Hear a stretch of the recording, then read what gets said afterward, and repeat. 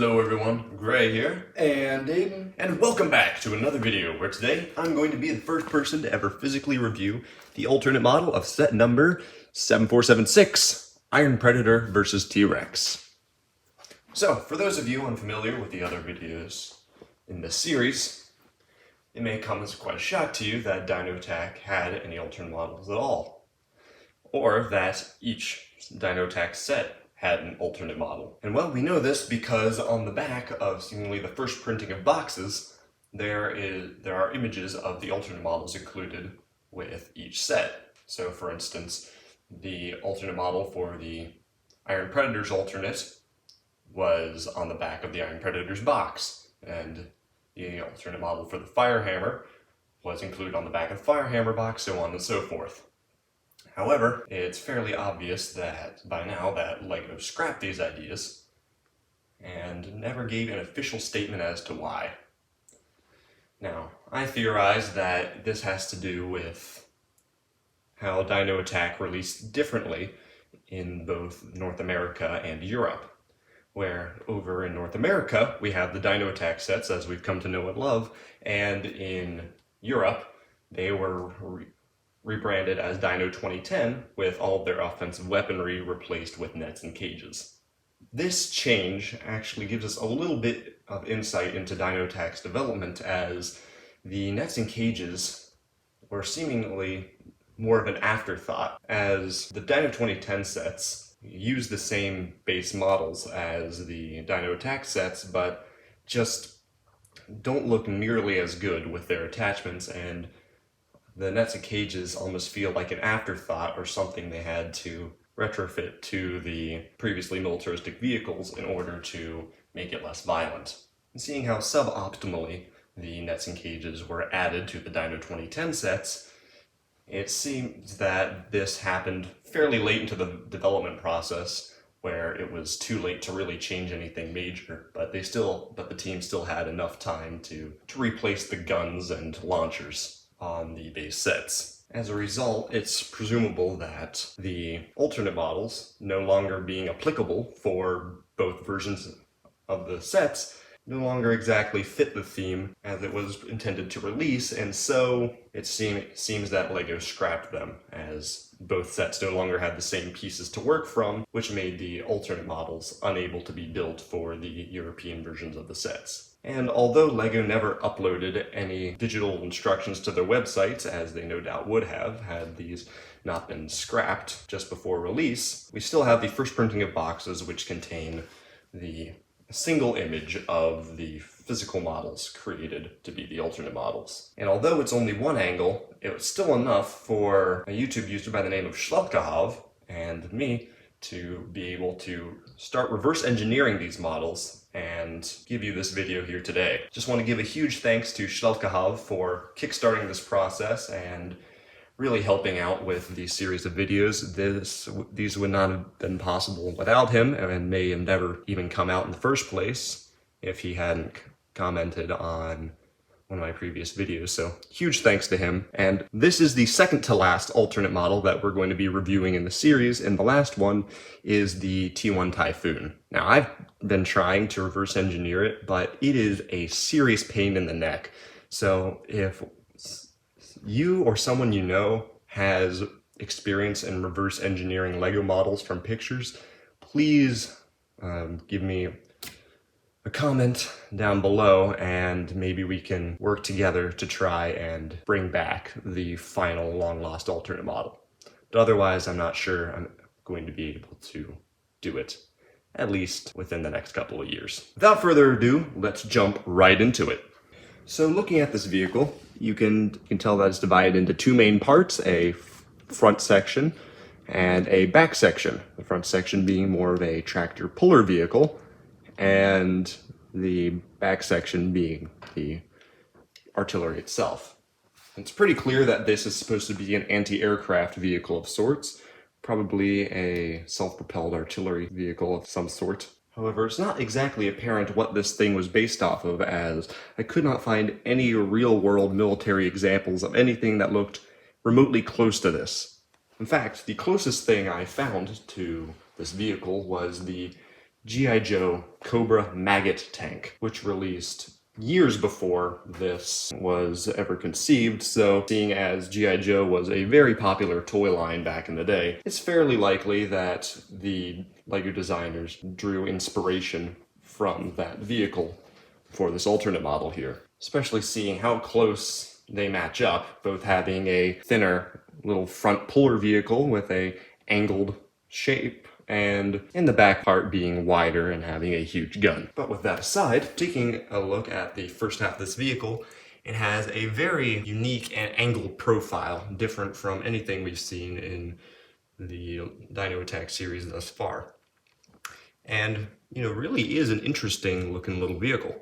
It has room for one little guy standing here at the steering wheel, and technically you could fit some other guys back here. Maybe you'd want someone to man the gun, although there's seemingly only room for one man to use it. If there's a guy standing here, there's not really enough space for a second guy to man this gun. And the gun is only accessible for whoever's in here from about this range, so perhaps the gun's meant to be taken off and used separately. But yeah, it's just a small little gun. Maybe it's not actually a gun, more of a scanner or laser of sorts. Yeah, small cute little thing. Has this really interesting sloped front that ends in kind of a flat point. No, that's an oxymoron, but it's kind of good, best way to describe it. And yeah, just very interesting, to be sure. This front vehicle uses 2 treads that work, as you'd expect. And probably the most important feature of this vehicle is the hitch. So this hitch here is what connects this front vehicle to the back, and as you can see, it has a pretty good range of motion, going from left to right pretty well, and even up and down a little bit.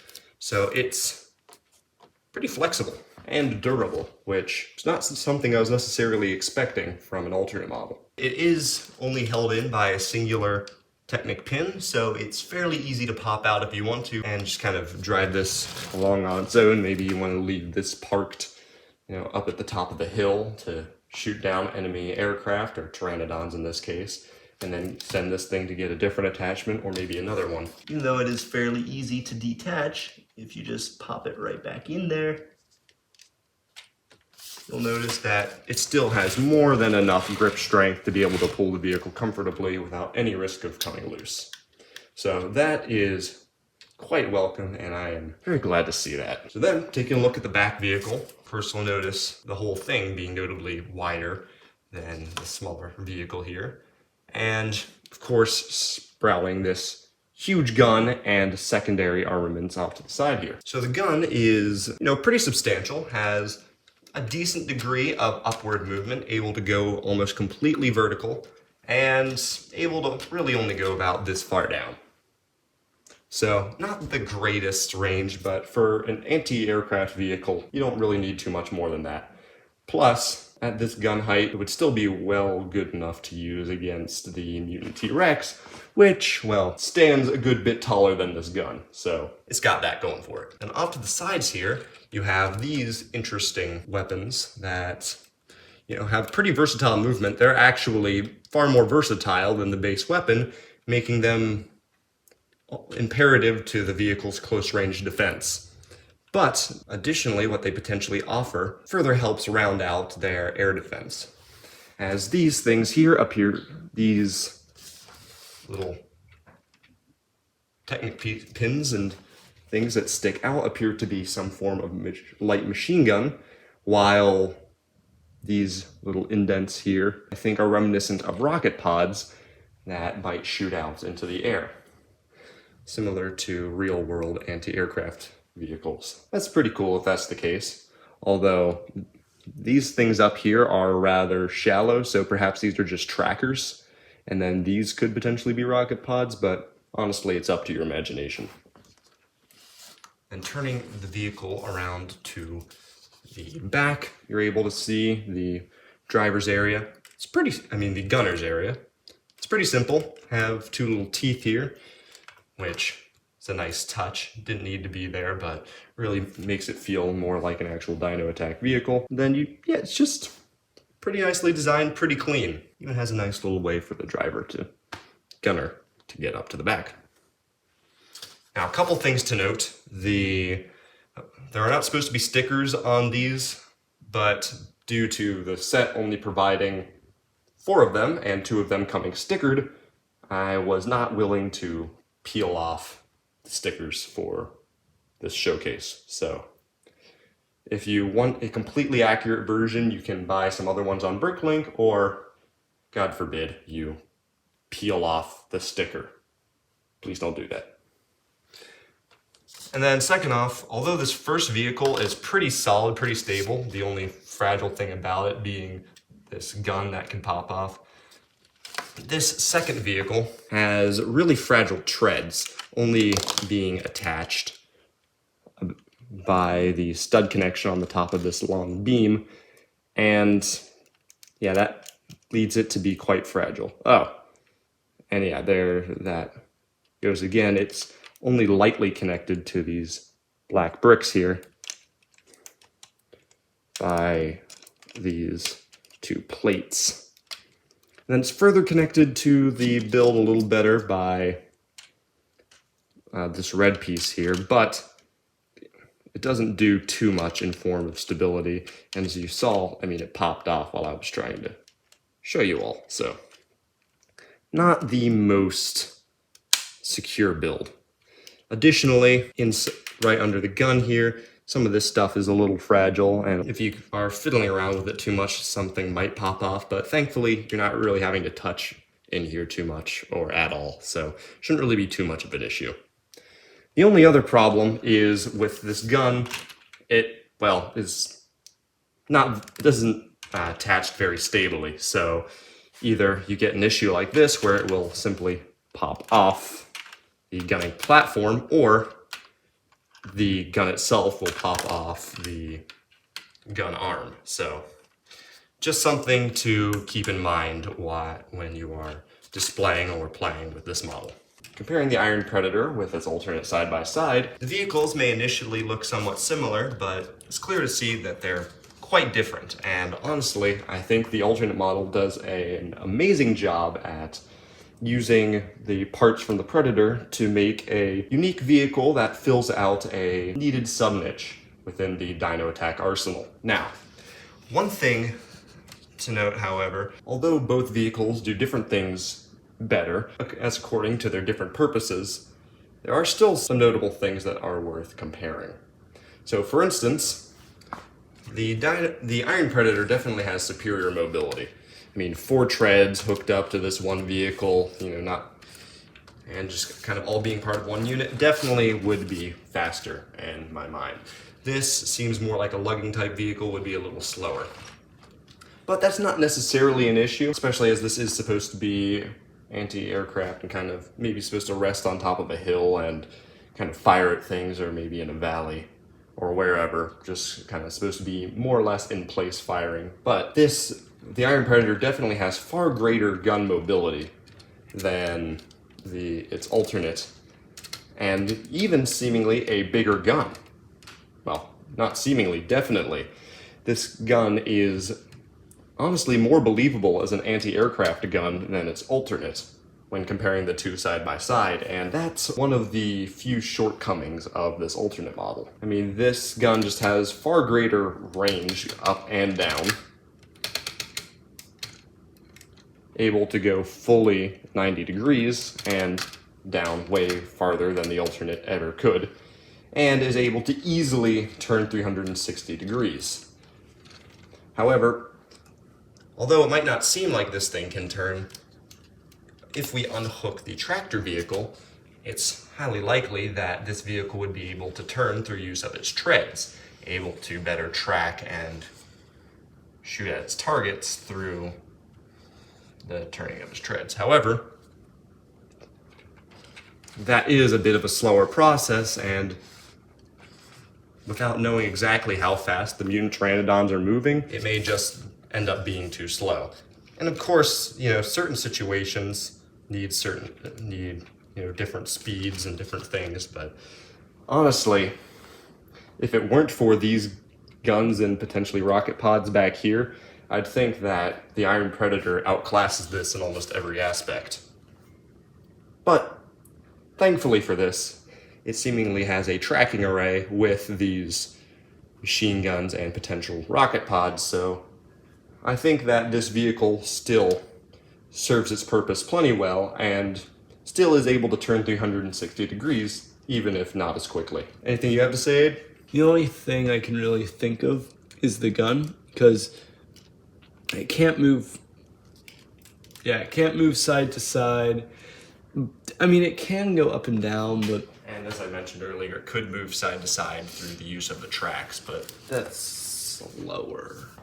And it just seems less stable, as the original has, like, just more bulky right here. And this one is thin.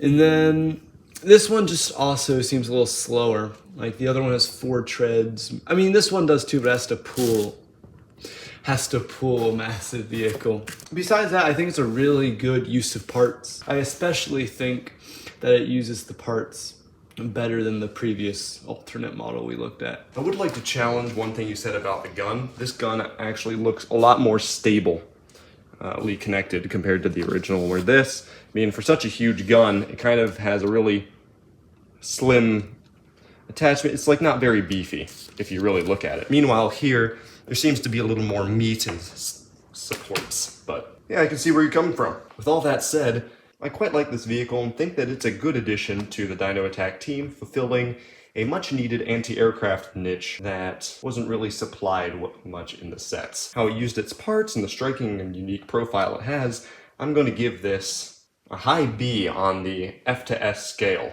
Actually, heck, I'm going to give this an A on the F to S scale, as I really just think that it really outdoes itself and it adds some unique functionality and a cool frame compared to the original and anything else we have in the line. So, without further ado, thank you all so much for watching. If any of you might be able to help me reverse engineer the T1 Typhoon's alternate, please give me a shout in the comments below. And please have yourselves a good night.